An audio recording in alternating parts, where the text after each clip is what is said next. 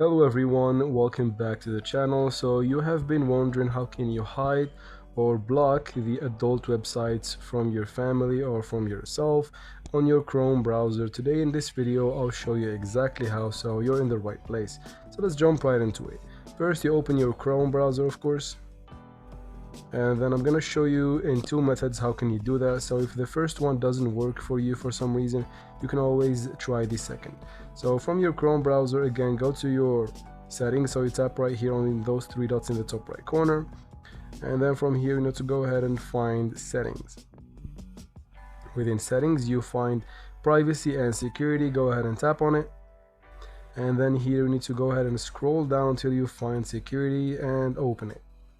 In security, go ahead and scroll down until you find select DNS provider. So you should find this one selected by default. You need to go ahead and tap on it, and then find clean browsing family filter. This is the one that you want to select, and this one basically blocks adult websites because, as you can see, it's specialized for families and things like that. So you should keep this selected and you should be good to go. Now if you don't have this option for some reason, you can always try something else. So let's go ahead and open a new window and then tap right here again on those three dots in the top right corner.